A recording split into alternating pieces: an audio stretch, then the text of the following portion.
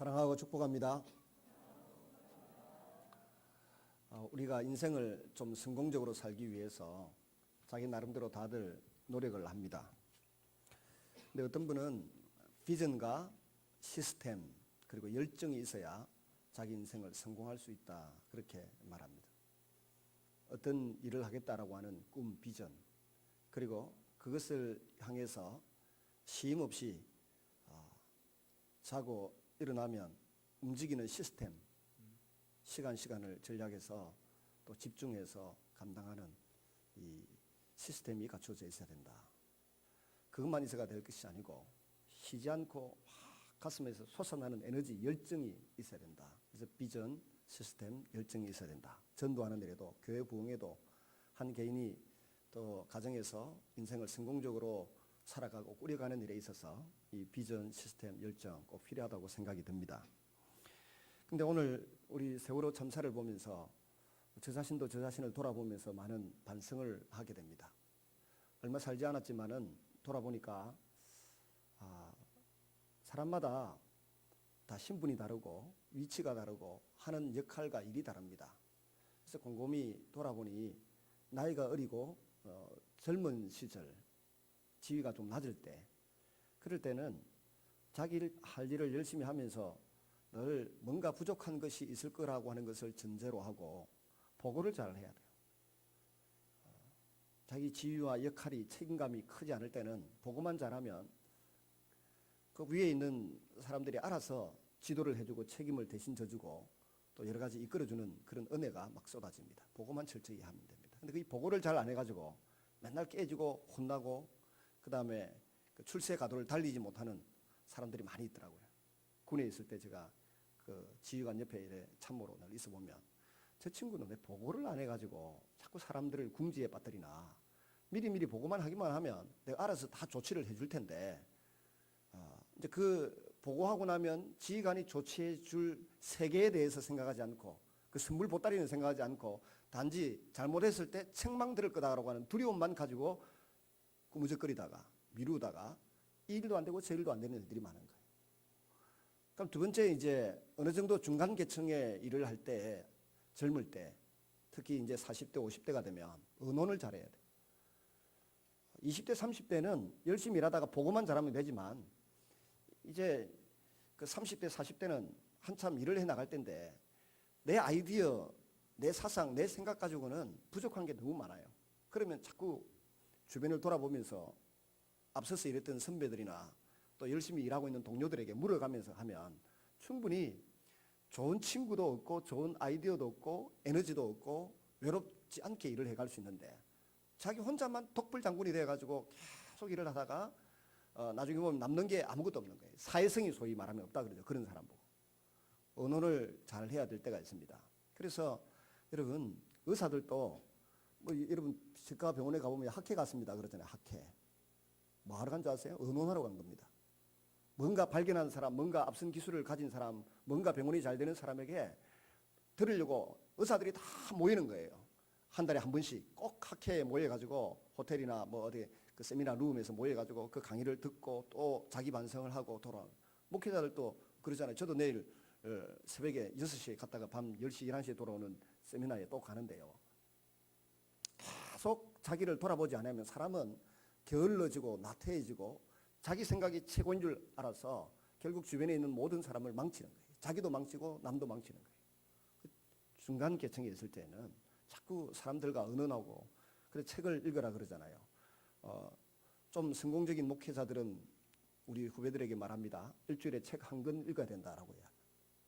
얼마 전에 목회자 부부 세미나에 강사로 오셨던 목사님은 개인적으로 제게 자기 리무진 차 안에서 그러더라고요. 남 목사 나는 일주일에 책 2권 읽는다 그러더라고요. 그래서 아무 소리 못했어요. 자기는 일주일에 무슨 일이 있어도 당근 책 2권을 읽는다 그러더라고요. 그러니까 성도가 10,000명이나 모이는가 보다 이런 생각이 들더라고요. 인품도 있지만은 야간 의논하면서 살아야 되는 그런 시기가 있습니다. 그런가 하면 이제 지도자, 지휘자가 되면 최고의 자리에 있게 되면 끊임없이 그 젊은 사람, 중간계층에 있는 사람들이 일을 제대로 하고 있는지 안 하고 있는지 자꾸 확인을 해봐야 돼요. 이 확인을 안 하면 사고를 치게 되어 있습니다. 뭔가 부족함이 있는 것을 느낄 수밖에 없습니다. 그래서 매뉴얼을 가지고 이 매뉴얼대로 뭐가 일이 되고 있는지 확인해야 됩니다. 그래가지고 확인을 안 하고 점검을 안 하고 의논을 안 하고 해가지고 일어난 일이 세월호 참사이고, 이게 이 사건 하나로 끝나면 좋은데 계속 이 의식을 바꾸지 않는 이상 제2, 제3의 세월호 사건은 또 생긴다. 우리나라는 계속 그거 하잖아요. 저는 지금도 잊어버릴 수 없는 게, 저는 고향이 고향인지라 성수대교가 무너졌을 때 누군가가, 저도 차를 타고 그때 부산 수영교회 부목사를 하고 있었는데 차를 타고 그 수영 로타리에서 저 망미동 쪽으로 차 운전을 해 가다가 뉴스가 나오는데 성수대교가 무너지고 버스가 이렇게 강에 추락했다는 이야기를 듣는 순간 눈에서 눈물이 확 쏟아지더라. 이게 우리 한국 사람 민족 정서예요. 그때가 뭐 92년도인가 95년도 6년도 됐던 것 같아요. 눈물이 그냥 확 쏟아지더라. 근데 그 뒤에 등 뒤에 대고 모 장로님이, 우리 교회 모 장로님이 아주 비판적인 분인데 저보고 그러더라고.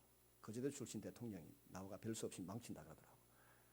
자기 고향 출신, 대구 출신 뭐 박정희 대통령 같았으면 벌써 성수대교 같은 거 차 타고 몇 번 지나가다가 삐걱거리는 거 파악해가지고 워카발로 가가지고 다 점검하고 그 관계자들 조인트 까고 다 했다는 거야, 박 대통령 같으면. 근데 할 말이 없더라고. 실제 그랬다고요. 박태준 씨 같은 경우도 다 그렇게 했다고요. 오늘도 제가, 우리 교회도 마찬가지입니다.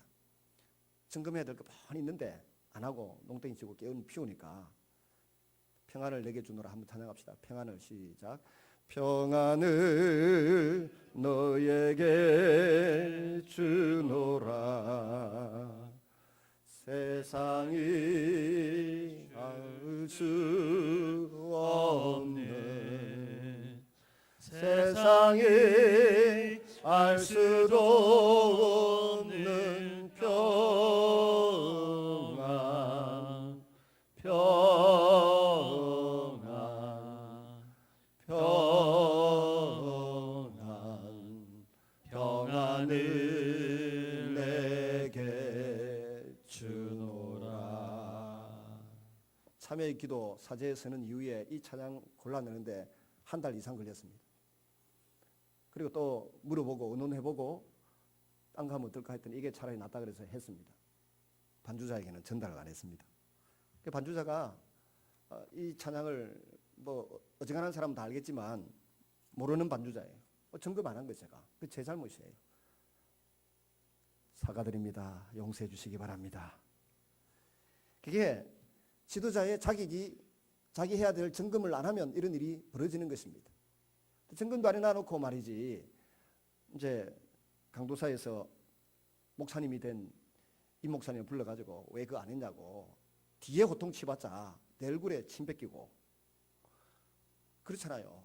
그러니까 항상 여러분, 그 지도자가 점검하고 책임지고 또 모자란 부분을 보충해주고 하는 이 역할을 해야 되는 거예요. 그러면 각 전도회에서도 마찬가지고, 교회 장로님들이나 뭐 안수 집사님들이나 구역의 목자들이나 또 각 부서의 부장들은 이런 책임을 내가 짊어지고 있다고 하는 것을 반드시 기억을 하시기를 바랍니다. 그런 일들을 잘 해나갈 때 교회라고 하는 이 유기체 조직이 잘 돌아가게 되고 잘 움직이게 되고 그렇게 되는 줄로 믿습니다. 어디 갔다 온지 모르지만 박수 한번 쳐주십시다. 돌아간다.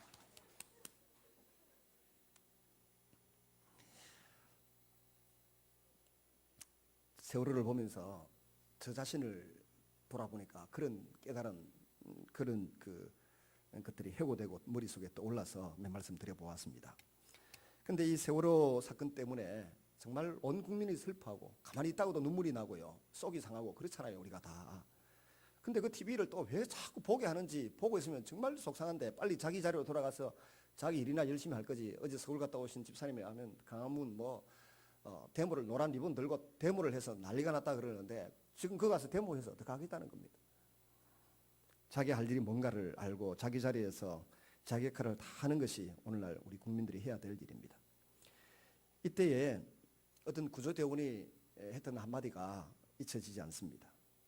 구조대원들은 지금 생명을 건 악전고투를 계속하고 있습니다. 어떤 구조대원은 자기 아들, 고등학교 다니는 아들을 생각하면서 같은 부모의 심정으로 자신이 내 생명이 위협당하는 이 구조 활동을 지금도 계속하고 있다고 그렇게 인터뷰하는 것을 보았습니다. 극복위에는 여러분 다 고만고만 그렇게 살아가는 것 같습니다. 근데 다 같은 버스를 타고 같은 목욕탕을 출입하고 같은 식당에 출입하면서 음식을 먹고 사는 것 같아 보여도 사람들 마음마다 그 구조대원처럼 뭔가 가치 있는 일을 하면서 살고 싶은 거예요. 남이 하든 하지 않든 내가 가지고 있는 능력, 내가 가지고 있는 재능 가지고 뭔가 가치 있는 일을 하다가 삶을 마감하고 싶은 것입니다. 어느 부모는 아들의 시신을 찾아놓고는 담배만 뻐끔뻐끔 피우고 있는데 기자가 가서 인터뷰를 하려고 하니까 아무 말도 안 시켰으면 좋겠다 그러더라고요. 그래서 멀찍이 지켜보고 있으니까 한참을 담배를 피우던 분이 한 가치, 두 가치, 세 가치, 네 가치까지 피우고 돌아서서 무슨 말을 해주기를 바랍니까? 그러더라고요.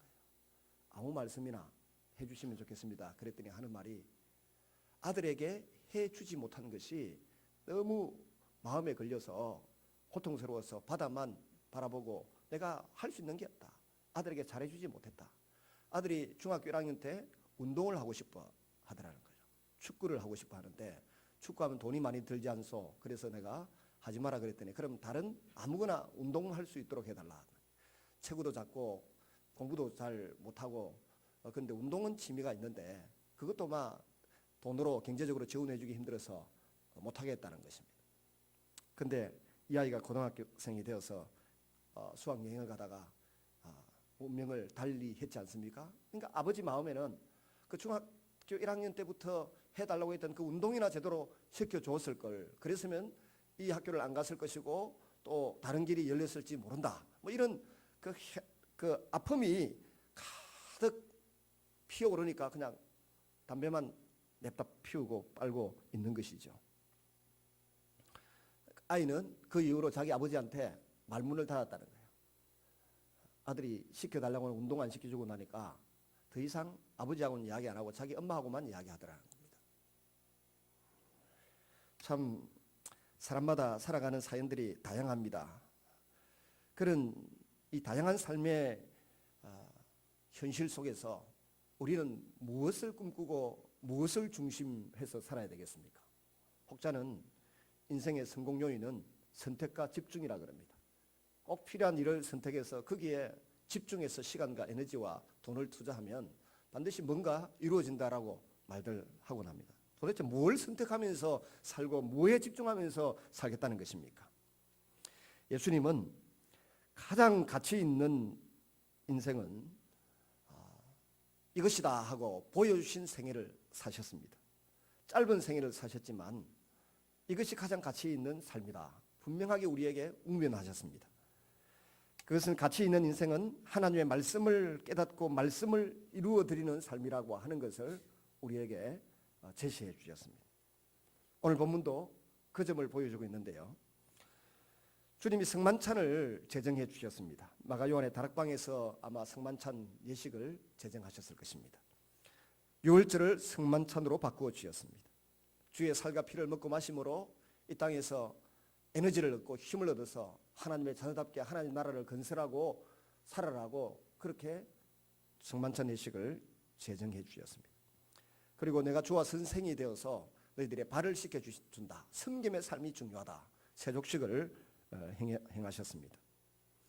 그리고 이제는 잠시 뒤에 자신을 부인하고 떠날 제자들을 안타까워하시면서 사단이 밀가부르듯 하려고 너희를 다 청구했지만 베드로야 내가 너를 위해서 기도했으니까 너라도 정신 차리면 그리고 회개하고 돌이키고 나면 다른 형제들을 약한 형제들을 굳세게 굳게 해줘라. 그렇게 말씀을 하셨습니다. 다른 형제들은 마음이 다 약하고 용기가 좀 부족했던가 봅니다.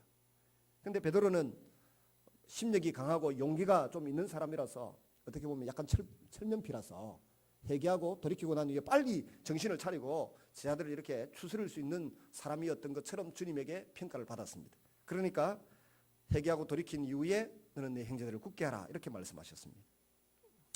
이어서 10여 분의 거리를 시간이 걸리는 거리를 걸어갑니다. 찬양하면서 갑니다.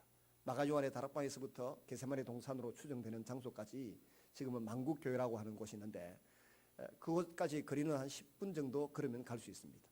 10분 정도 찬양하면서 평소에 늘 기도하던 상기도하던 자리, 저녁 식사 이후잖아요.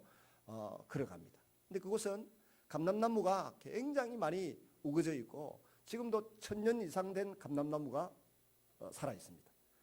그러니까 사람이 한 10명이 이렇게 팔을 잡고 둘러서도 줄어들지 않는, 다 잡히지 않는 그런 큰 감람나무가 있는 이 게세마네 동산이라고 생각되는 그곳으로 걸어가십니다. 여기 아름다운 꽃이 향기를 풍기듯 그 감람나무 향기가 물씬 밀려오는 그곳을 향해서 그 해지고 저녁 시간에, 이런 저녁 시간에 걸어갈 때 봄바람은 살랑살랑 불어오고 얼마나 감미로웠을지 모릅니다. 그리고 흥얼거리며 찬양하고 갑니다. 조용히 주님을 찬양하면서 갑니다. 평안을, 주님이 하나님을 찬양하면서 갑니다. 그때 불렀던 찬양이 아마 시편 118편이라고 사람 신학자들이 추정을 주로 하고 있습니다. 한참 제자들도 놀랐다가 감동받았다가 또 찬양하면서 가니까 기분이 좋아서 가는데 갑자기 예수님이 다른 제자들은 동굴 속에 두고 그 주변에 동굴이 있는데 동굴 속에 좀 쉬게 해놓고 3명의 제법 믿을만하고 똑똑하고 체력이 좋아 보이는 밤새서 함께 자신과 기도해 줄 수 있을 만한 사람 3사람을 골랐습니다. 베드로, 야고보, 요한 3사람을 골라가지고는 데리고 게세마네 동산에 가서 말씀합니다. 근데 이 골라서 데려가기 직전에 주님 보여주시는 태도가 뭡니까? 심히 놀라고 번민하고 두려워하고 슬퍼합니다. 그리고 내가 심히 고민하여 죽게 되었다 이렇게 말합니다. 여러분의 일생을 살아가는 가운데 예수님처럼 이렇게 두려워하고 놀라고 무서워해 보신 경험이 있습니까? 오늘 3가지 포인트를 가지고 질문을 하고 그 질문에 대한 답을 찾아보려고 합니다. 첫째는 예수님 왜 이렇게 놀라고 왜 이렇게 두려워하시고 슬퍼하셨을까요? 오늘 본문을 보시면 37절 38절에 베드로와 세베대의 2 아들을 데리고 가실새 고민하고 슬퍼하사 이에 말씀하시되 내 마음이 고민하여 죽게 되었으니 너희는 여기 머물러 나와 함께 깨어있으라 기도해달라 이 말이죠.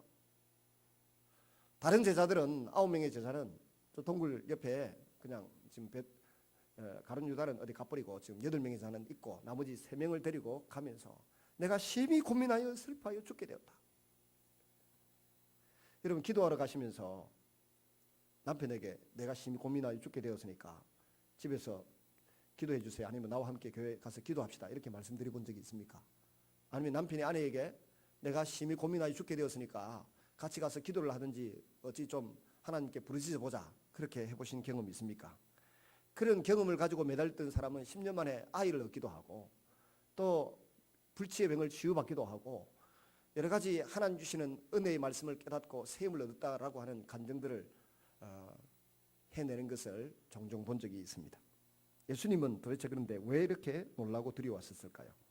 몇 가지 추정할 수 있습니다만 분명한 것은 하나님과 관계가 끊어지고 지옥에까지 떨어지는 고통을 맛보기 때문입니다. 사람에게 가장 행복하게 해주는 요소들이 있습니다. 뭘까요? 어떤 사람은 식도락자, 누구는 군자 삼락 해가지고 자식을 낳아서 잘 교육시키고 입신양명시키는 거, 영특한 자식을, 그게 남자의 복 가운데 하나다. 또 좋은 제자를 얻어가지고 그 제자를 잘 길러서 또 이 세상에 공헌하도록 하는 것이다. 여러 가지 이야기를 하고 있지 않습니까? 저마다의 최고의 기쁨 낙이 있는데 사람의 진정한 행복과 기쁨은 어디에 있을까요? 한마디로 그것은 친밀감에 있습니다. 어떤 사람과 내가 마음에 벽이 없이 친밀한 감정을 느끼고 살아가는. 특별히 우리 성도들은 하나님과 관계가 친밀하면 그것이 최고의 행복입니다. 그리고 믿음의 최고의 봉우리, 정상은 하나님과 친밀한 관계를 맺고 유지하면서 살아가는 것입니다.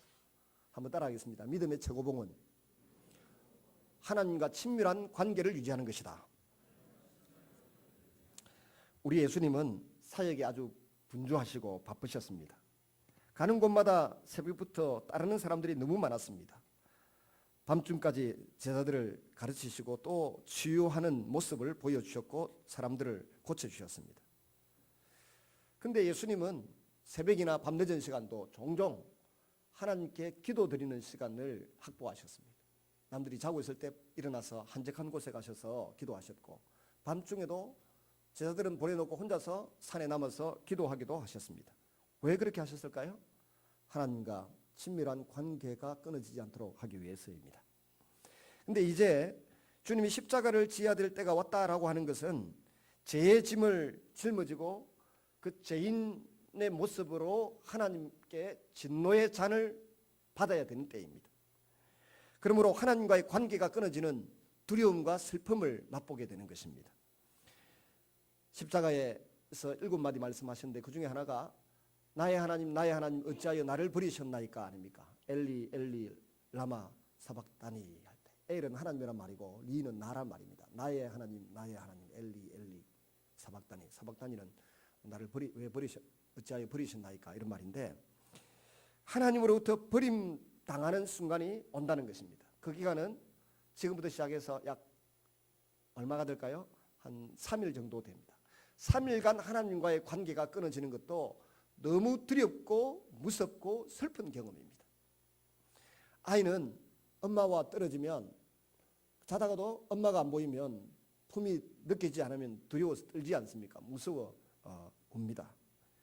우리도 어릴 때 학교 갔다 왔는데, 학교 뭐 1시간 걸어서 학교 갔다 왔는데 집에 오면 어른들이 집에 안 보이면 갑자기 두려움이 막 엄습해서 논밭으로 뛰어다니면서 이 논에 계시나 저 논에 계시나 소리를 지르고 막 했던 그런 기억이 있습니다. 여기저기 막 저기 일하는 밭이 좀 있고 저기 뭐 놀이 좀 있고 그러니까 뒤져보고 없으면 난리가 나는 거예요. 그리고 그 다음 상상은 어느 집에 개모임이 있나 뭐 이래가지고 그 집에 가봐도 없고, 나중에 보면 저 아래마을에 뭐 잔치 있다고 가시는데 얼마나 불안해가 두려워 떨는지 모릅니다. 나이가 좀 들고 난 뒤에는 하루쯤 자리를 비워주면 완전히 우리가 집을 뒤엉클어 놓는 기회이기 때문에 너무 좋아합니다만, 적어도 초등학교 다닐 때까지는 집에 왔는데 어른들이 안 보이면 얼마나 불안하고 두렵습니다. 주님은 하나님과의 관계가 3일 동안 단절되고 끊어지고 아버지를 아버지라 부르지 못하고 죄인으로서 죄의 값을 치러야 되는 이 순간을 내다볼 때 너무 두렵고 떨렸다는 것입니다. 그것이 너무 큰 아픔이고 슬픔이었습니다. 육신이 아파도 힘이 듭니다. 마음이 아파도 무척 힘듭니다. 근데 영혼이 병들고 영혼이 고통을 당하면 살아도 산 것이 아닙니다. 주님의 영혼이 지옥에까지 떨어집니다. 이사야서 53장 12절에 보시면 그 영혼이 지옥의 고통을 맛본다라고 되어 있습니다. 지옥의 고통까지 맛보는 그 사실을 내다보시는 주님은 당연히 놀라고 두려워하실 수밖에 없습니다. 그런데 오늘 우리 그리스도인들의 삶을 돌아볼 때 저의 경험입니다. 사람들이 다 저와 비슷할 거라고 생각하고 그 전제 아래 말씀드리면 20대 30대에 죄를 지으면 그냥 아무 생각 없이 보나 안 보나 약간 두려워하면서도 그냥 지나갔습니다. 근데 자녀를 얻고 나니까 내가 만약에 어떤 사고를 저지르거나 죄를 짓고 난 이후에 하나님이 그 죄값을 나에게 찾지 않고 내 아이들에게 찾으면 곤란하겠다 하는 생각이 들기 시작하더라고요. 그래서 두려워서 이제 약간 죄를 경계하고 짓지 않으려고 애를 많이 쓰게 되었어요. 그리고 좀 더 세월이 지나가니까 이제는 온 가족이 아내라고 표현하기는 좀 남사스럽습니다만은 아내도 걱정이 되기 시작하고 내 남은 미래가 두려워지기 시작하더라. 다윗의 생애를 봐도 그렇지 않습니까? 바세바와 사건을 저지르고 난 이후에 하나님이 너에게 조금이라도 더 부족한 것이 있었으면 이것도 주고 저것도 주었을 것인데 왜 남의 것을 빼앗느냐? 주님이 그렇게 말씀하셨어요. 그러니까 하나님이 내게 필요하면 이것도 주고 저것도 줄 거다. 근데 네가 왜 남의 것을 탐내가지고 그러냐? 꼭 필요했으면 바세바 아니라 바세바보다 더 이쁘고 마음에 드는 사람을 하나님은 주실 수 있었다는 거예요. 하나님이 사무엘하 12장에 그렇게 나단 선지자를 통해서 말씀하지 않았습니까? 제가 그 말씀을 읽으면서 가만히 생각해 보니까 하나님이 나에게 필요하면 정말 온갖 좋은 것들을 다 주실 텐데 내가 하나님의 일을 하고 하나님 마음에 합한 삶을 살 때 그걸 주시지 않겠어요? 근데 왜 자꾸 탐심을 내고 욕심을 낼까요? 제가 예를 들어 공금을 가지고 있는 일들이 종종 있습니다. 자꾸만 오면 이제 후배들에게 넘기고 하는데 또 누가 공금을 제 통장으로 넣는 일이 생겼어요. 이 중부 경찰서 경목 이런 공금이 통장으로 들어온다고. 지금도 보니까 한 90만 원 가까이 들어와 있더라고요. 목회연구소 공금을 한 5, 6년 제가 관리를 했는데요. 하다가 무슨 말 끝에 제가 지나간 그 쓰고 남은 돈을 그 소장님이 저한테 다음에 줄게 그러더라고. 막 써버리세요. 그랬거든요. 제가 막 그 목사님 그냥 알아서 써버리시고 제가 그 결손 처리하든지 아니면 딴 데 보탤게요. 그렇게 잘 보이고 싶어갖고 잔머리를 좀 굴렸더니 그 목사님 대답이 대뜸 이렇게 돌아옵니다. 뭐 나보고 지옥 가라고? 그러더라고. 세순계 박 목사님이. 근데 그 뒤에 그게 한 5, 6년 전에 있었던 일인데 늘 머릿속에 맴드는 거예요. 선배가 지나가면서 한마디 뭐 내보고 지옥 가라고? 공금 그 조금 남는 거 몇만 원 안 되는데 그냥 막 어떻게 해버리세요. 그랬더니 뭐 나보고 지옥 가라고. 머릿속에 늘 맴돌아요. 그러니까 이건 내 돈이 아니고 이건 하나님의 돈이고 또 이 공적인 돈이니까 손 넣으면 안 된다. 이런 의식이 충만해요. 군에 있을 때는 죄송한 이야기지만 군에도 눈먼 돈이 많아요. 그 소리는 가라로 군종병들이 다 알아서 만들어줍니다. 뭐 군종 활동비 이래 나오는데 꼭 활동할 때만 쓰는 게 아니잖아요. 책 사는 데도 쓰고 뭐 딴 데도 쓰고 이래 하는데 그 준 본래의 목적대로 쓰는 일은 제가 생각이 군에 5년 있으면서 몇 번 없었던 것 같아요. 전부 다 우리 개인적인 용도로 이렇게 쓰고 서류는 군종병들이 알아서 만들어가고 다 보고하고 우리는 뭐 점검도 잘 안 하고 지나가고 그랬는데 그 말 끝에 굉장히 그 뒤로부터 이 돈에 대한 두려움이 생겼어요. 이 목사님 한마디에 얼마나 두려운지 정확하게 쓰고 정확하게 보고하고 정확하게 용도대로 써야 되겠다. 이 의식이 찾아오기 시작하는 것입니다. 여러분 어떻습니까? 여러분 저의 기준으로 말씀드렸는데 여러분도 하나님이 지켜보고 계신다. 하나님과의 관계가 죄 때문에 끊어질까 봐 두려워서 이 죄는 지으면 안 되겠다. 내가 저지르는 이 죄와 내가 하는 이 말과 이 행동 때문에 나와 하나님과의 관계가 끊어지는 일이 있어서는 안 되겠다라고 하는 의식을 가지고 계십니까? 저는 종종 우리 성도들이 말을 함부로 해서 그 함부로 한 말이 제 귀에 뺑 돌아가 들어올 때 소름이 쫙 끼칩니다. 알고는 능히 그럴 수 있다는 거 알고는 있었지만 함부로 말하는 거예요. 다른 사람에 대해서 평가할 때 목회자에 대해서 함부로 평가해서 그 말이 여러 사람 그쳐서 귀에 들어올 때 참 뒤통수 때려도 기가 막히게 때린다 이런 생각을 할 때가 있어요.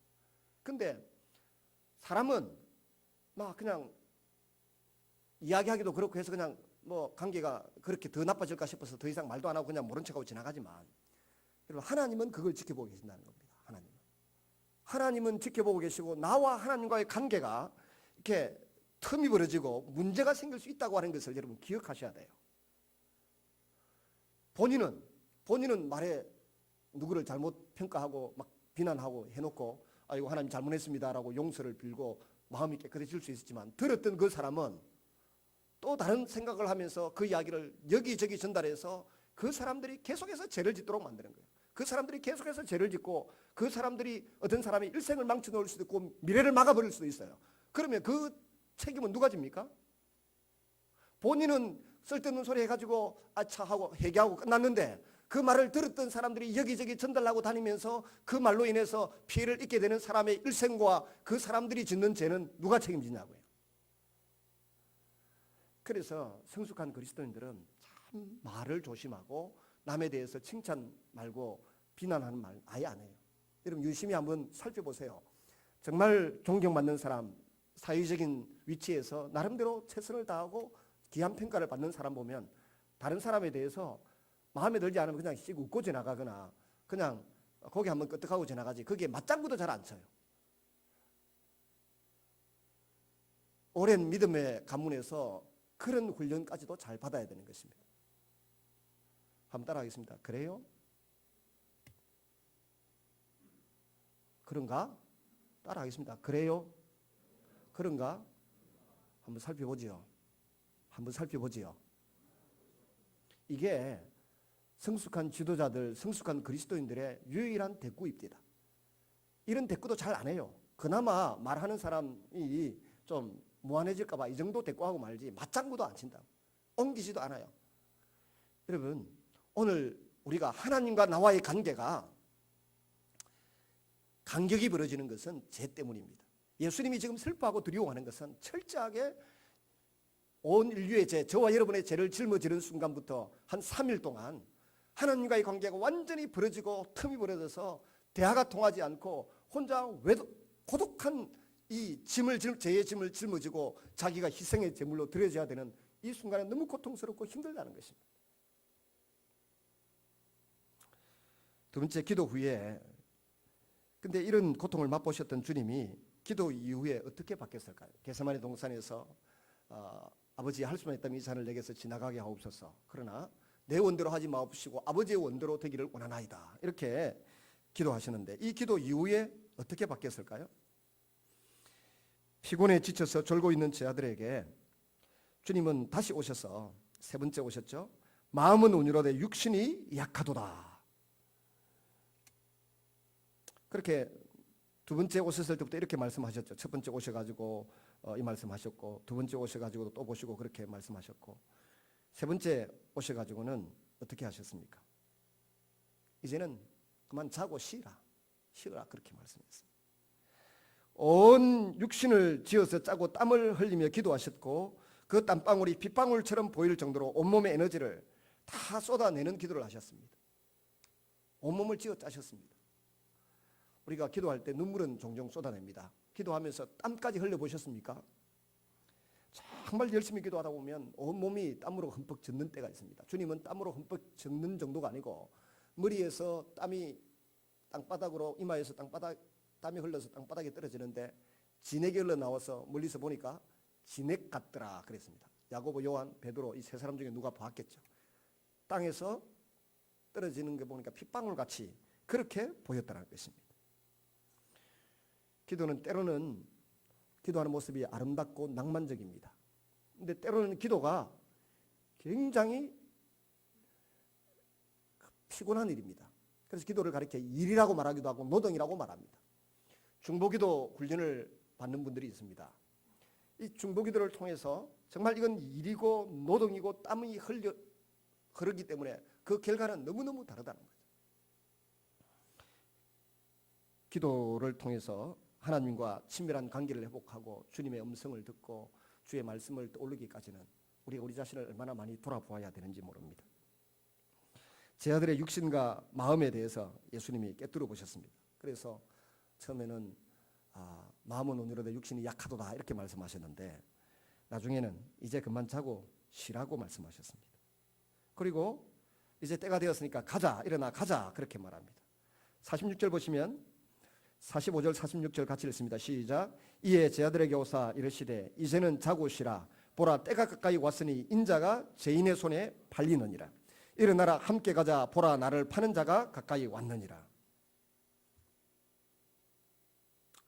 고난을 감내할 수 있는 에너지가 예수님에게 솟아났습니다.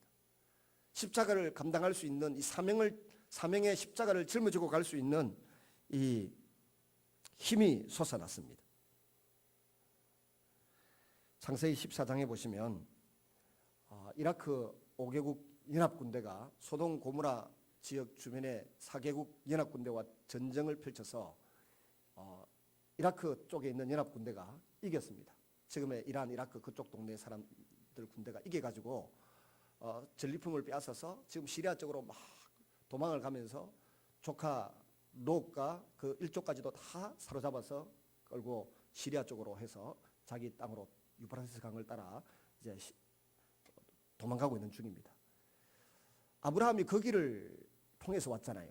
그리고 지금 자기 고향의 나라, 자기 고국의 군대가 와서 승리하고 돌아갑니다. 근데 아브라함은 자기 조카 롯을 챙겨야 되니까 자기 집에서 자라난 318명의 가신 군사들을 거느리고 그 잡으러 쫓아갑니다.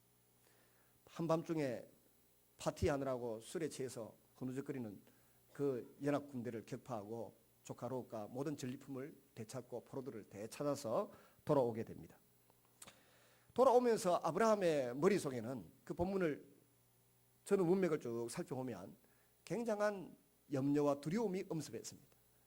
지금 자기 혼자서 그 5개국 연합 군대를 격파를 해버리고 어떻게 기습 공격을 해서 빼앗아 왔지만 저 사람들이 전력을 재정비해가지고 복수하러 찾아오면, 복수하기 위해서 되찾아오면 이거 어떻게 감당할 것인가 하는 두려움이 엄습하고 염려가 되고 있는 그런 시점입니다. 그때에 갑자기 살렘 왕 멜기세덱이라고 하는 제사장, 신학자들은 어떤 사람들은 이분은 예수님이다라고 말하고 어떤 사람들은 하나님의 사자다 이렇게 말하는데, 이 멜기세덱이 나타나서 말합니다.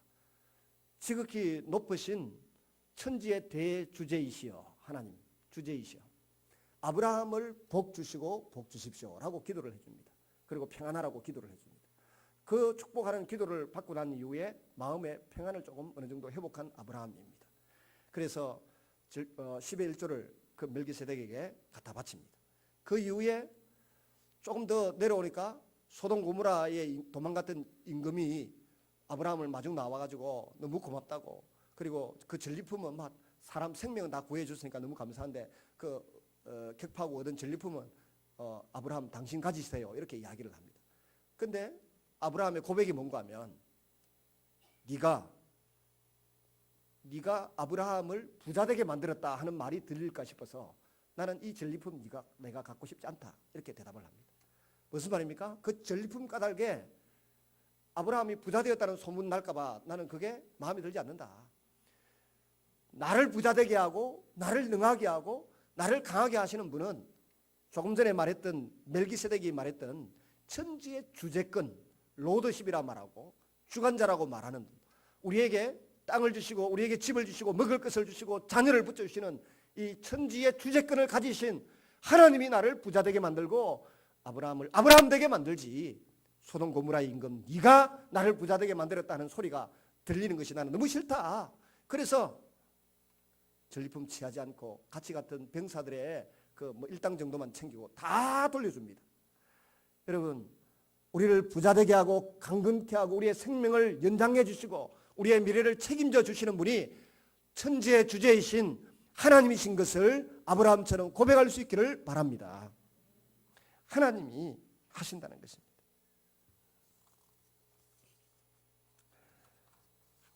그래서 아브라함이 드린 11조를 가지고도 말합니다. 하나님이 지켜주셨고 승리를 주셨다는 것에 대한 고백이라는 거죠. 11조는 다른 지난번에 제가 설교를 했기 때문에 말씀을 드릴 수 있는 시간이 없습니다. 다음에 하더라도 여러분, 아브라함이 멜기세덱에게 드렸던 것은 이 승리는 나에게서 온 것이 아니라 하나님께로부터 왔다라고 하는 고백이, 그게 신앙 고백으로 드리는 거예요. 11조라고 하는 것은 하나님이 나에게 주셨다, 하나님으로 말미암아 승리했다라는 고백을 거기에 담아서 하나님께 드리는 것입니다. 어떤 사람은 예수님 율법을 다 완성하셨으니까 이제는 11조를 드릴 필요가 없다 이렇게 주장하는 사람들도 있습니다. 목사님들 중에도 있고 책도 있습니다.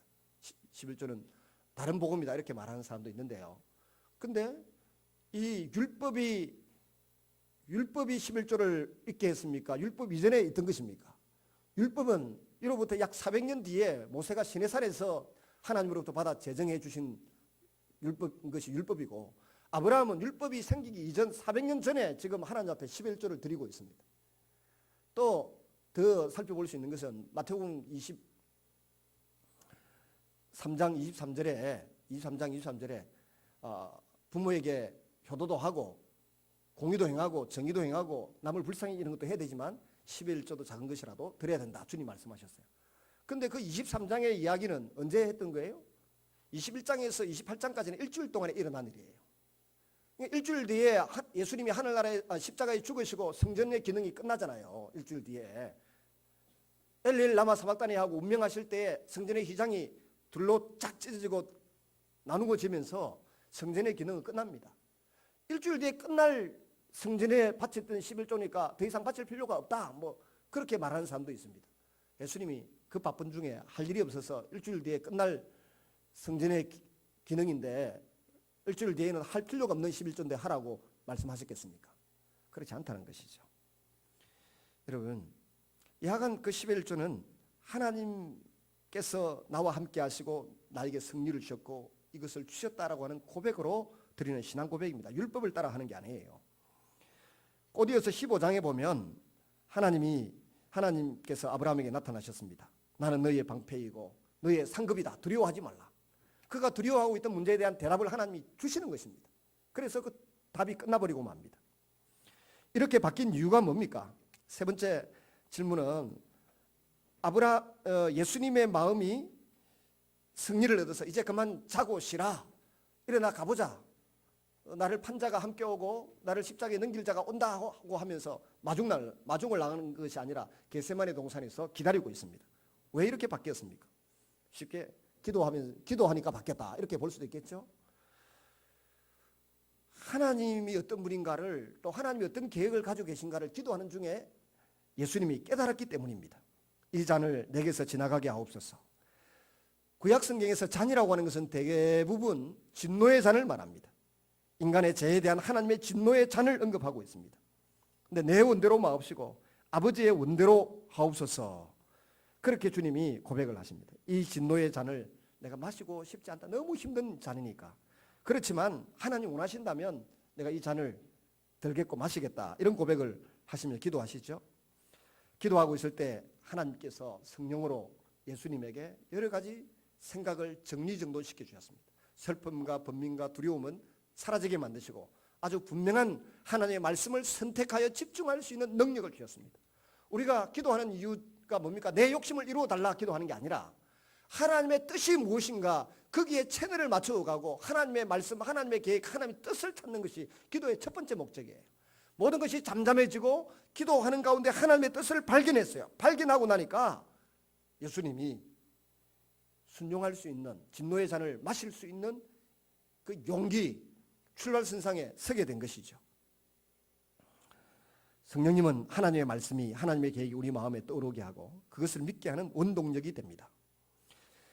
요한복음 14장 26절에 보혜사 성령 그가 오시면 내가 너희에게 모든 것을 가르쳐 주시고 내가 너희에게 일러준 말씀이 기억나게 하리라. 그 말씀 그대로 예수님에게 구약에 있는 선지자의 말과 선지자의 글이 떠올랐던 것입니다. 이 잔을 짊어져야만 온 인류, 저와 여러분을 죄에서 구원하고 죄에서 용서받게 하고 지옥 가야 될 사람을 천국 가게 하고 사단 마귀에게 귀신에게 늘 홀리는 우리가 더 이상 홀리지 않고 하나님의 말씀과 하나님의 그 성령의 인도를 따라 살아갈 수 있는 길이 열린다는 것을 주님이 아셨습니다. 그래서 내 한 몸 희생해서 내 영혼을 희생해서 내 인격을 다 희생해서 이 십자가의 잔을 내가 짊어지리라 고백하신 것입니다. 세월호 선장 왜 그랬을까? 사람들이 종종 그럽니다. 그래서 제가 옆에 있다가 귀신한테 홀렸다 아닙니까? 그렇게 대답을 했어요. 종종 사람은 어딘가에 홀린 것처럼 잘못 판단하고 잘못 선택할 때가 있습니다. 그렇게 홀리지 않기 위하여 잘못된 기준으로 잘못된 판단을 내리지 않기 위하여 우리가 기도하고 하나님의 말씀의 기준에 의해서 살기 위하여 몸부림치고 노력하는 것입니다. 그래서 예수님은 기도하는 가운데 성령님이 기름 붓듯 임하셔서 부으셔서 중요한 결정을 내릴 수 있게 된 거죠. 사단의 공격도 이겨낼 수 있었습니다. 인간적인 두려움도 이겨낼 수 있었습니다. 번민도 떨쳐낼 수 있는 용기가 생겼습니다. 사명을 감당하겠다고 하는 각오가 새롭게 일어난 것입니다. 하나님 말씀을 이루기 위하여 내가 할 일이 있다고 하는 것을 깨달았습니다. 그래서 53절에 보시면 너는 내가 내 아버지께 고하여 지금 12군단도 더 되는 천사를 보내시게 할 수 없는 줄로 아느냐. 한 군단은 6,000명인데 12개면 얼마입니까? 내가 만일 그렇게 하면 이런 일이 있으리라 한 성경이 어떻게 이루어지겠느냐? 성경이 어떻게 이루어지겠느냐? 성경을 이루기 위하여 십자가를 지겠다라고 말씀하시는 것입니다. 베드로가 말고의 오른편 귀를 잘라버렸는데 다시 붙여주시면서 그만하자. 내가 기도만 하면 아버지께 해서 수십만 명의 천사를 보내서라도 이 로마 군병들을 물리치고 로마 제국도 허물어버릴 수 있는 그런 아버지신데 하나님의 뜻이 이루고 복음이 전하여지는 일을 위하여 내가 이 십자가의 잔을 마셔야 된다. 이렇게 고백하고 계시는 것입니다. 56절에도 똑같은 말씀을 하십니다. 같이 읽습니다. 시작. 그러나 이렇게 된 것은 다 선지자들의 글을 이루려 함이니라 하시더라. 이에 제자들이 다 예수를 버리고 도망하니라. 사도행전 18장에 보시면 실라와 디모데와 바울이 말씀에 붙잡혀서 고린도 지역에서 복음을 전하고 있습니다. 그때에 사도행전 18장 9절 10절을 보시면 우리 찾아서 같이 한번 읽겠습니다.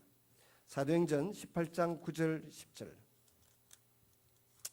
찾으신 분은 옆에 못 찾으신 분에게 같이 보자고 해서 보시기를 바랍니다. 사도행전 5절부터 한번 볼까요? 5절 읽고 9절 10절 11절 읽겠습니다. 시작.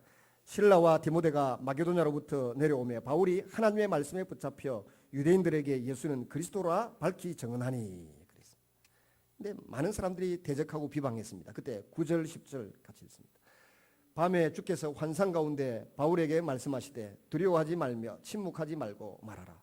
내가 너와 함께 있음에 어떤 사람도 너를 대적하여 해롭게 할 자가 없을 것이니 이는 이 성중에 내 백성이 많음이라 하시더라.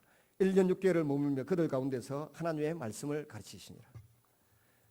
그래서 1년 6개월 동안 고린도 지역에서 복음을 전했습니다. 저는 종종 이런 경험을 합니다. 어제 제가 결혼식 2군데를 갔습니다. 누가 축의금을 제게 대신 전달해달라고 15만 원을 받겠습니다. 한 군데는 10만 원, 한 군데는 5만 원. 전달을 했더니 봉투를 남겨주더라고요. 뭐 저도 축의금을 드려야 될 분들이라 갔습니다만 제 거 한 개, 또 다른 사람 부탁한 사람 거 한 개 해가지고 2군데 갔으니까 10,000원짜리 2개를 받았어요. 10,000원짜리 2개를. 그래서 내가 마치고 나오면서 10,000원짜리 2개 준다 그랬더니 니 요새 용돈도 부족해 보이던데 니 해라 그러더라고요. 그래서 알았다 하고 집에 왔는데 이제 성경 읽고 어떻게 하다가 좀 피곤해서 앉은 채로 자고 있었어요. 앉은 채로 책을 보다가 잤는가 봐요. 잠시 자는데 그분이 내 목욕실에 딱 나타나서 그리고 빈 지갑을 딱 내려놓고는 돈 내놔라 그러는 거예요. 이 뭔 돈 내놔라는 소린가. 근데 순간적으로 가보니까 그 10,000원짜리 2개 내놔라 이 소리 같아. 김해 가서 받은 거, 마산 가서 받은 거 10,000원짜리 봉투 2개 내놔라는 거예요. 분명히 전화상으로는 니 해라 그랬는데 그 제가 기도하다가 잠깐 존 사이에 본 건 그 장면이에요. 그래서 이거는 그분이 한 것이 아니라 성령님이 내게 쪼잔하게 그 10,000원짜리 그 심부름하는 그 김마이 포켓 하지 말고 그분에게 돌려드리라고 하는 그런 그 어떤 그 영감을 준 것이다. 그렇게 제가 판단을 하고 이번 주에 만나면 돌려줄 생각입니다. 근데 막 우스갯처럼 웃고 지나갑니다만은 종종 이런 일들이 있습니다. 기도하고 있다가 순간적으로 짧은 순간인데 그런 것을 보거나 느낄 때가 있습니다. 기도를 많이 하고 하나님께 매달려 보는 사람들은 이런 경험을 종종 하실 것입니다. 말씀했습니다. 영국의 특수부대가 밀림에서 길을 잃었다고 합니다. 그래서 길을 잃고 헤매다가 병사 한 명을 잃어버렸습니다. 3개월 동안 이 병사 한 명을 찾기 위해서 수색을 하고 구조대를 보내고 다 했는데 결국은 찾지도 못했고 잃어버렸습니다. 죽었다고 판정을 내리고 물도 없고 음식도 구하지 못해서 죽었다고 판정을 내리고 그만두었습니다. 근데 5개월 만에 그 병사가 뚜벅뚜벅 밀림을 걸어 나왔다고 합니다. 근데 어떻게 걸어 나오느냐고 사람들이 이제 묻지 않습니까? 그랬더니 손에 꼬깃꼬깃 들고 있는 종이 하나를 보여주는데 이 지도 때문에 내가 살았습니다. 그러더라는 거예요. 그래서 그 지도가 밀림의 무슨 지도인가 싶어서 한번 보자 그래 딱 보니까 난데없이 밀림의 지도가 아니고 영국 런던의 지도라는 거예요. 아니 런던 지도를 보고 어떻게 밀림에서 빠져나왔냐 그러니까 이 지도를 손에 쥐고 찾고 있으니까 옛날에 자기가 그 런던 시내에서 경험했던 아름다운 추억들 또 가고 싶은 곳들 멋있는 곳들 그게 자꾸 떠올라서 막 포기할까 싶다가도 포기가 안 되고 일어서고 또 일어서고 그래서 걷고 걷다 보니까 이렇게 빠져나오느라고 이야기를 하더라는 것입니다. 여러분 절망하지 않고 낙심하지 않고 계속 그 병사가 길을 걸을 수 있었던 것은 돌아가면 다시 즐길 수 있는 런던 시내를 머릿속에 그리고 있었기 때문입니다. 여러분 우리가 하루하루 살아가는 것이 사실 미로를 헤치고 지나가는 것 같지 않습니까? 우리의 계획이 있긴 하지만 내일 무슨 일이 벌어질지 내일 월요일날 같이 세미나에 가겠다고 한 목사님 4분이 어제 벌써 전화해가지고 안 되겠다 네 사람이 미로에서 길을 잃었어요. 정해놓은 미로에서 길을 잃어버렸습니다. 여러분 우리 손에 어떤 지도가 들려 있어야만 뭔가 들려 있어야만 내 마음에 강력한 것이 있어야만 우리는 이 밀림 같은 세상을 헤치고 살아갈 수 있습니다. 여러분에게 뭐가 들려 있습니까? 부디 예수님처럼 기도하면 말씀이 떠오르고 하나님이 제시하는 길이 고난의 길이고 십자가의 길이라도 그 말씀이 떠오를 수 있기를 바랍니다.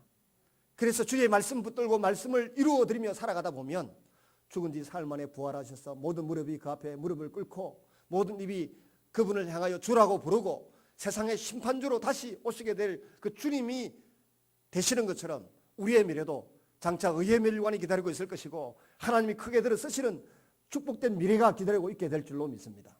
그날을 바라보시면서 오늘도 우리의 손에 말씀의 지도를 쥐고 그 말씀을 통해서 미래의 이 미로 같은 인생을 헤쳐가는 그런 성도님들이 되시기를 주의 이름으로 축원합니다.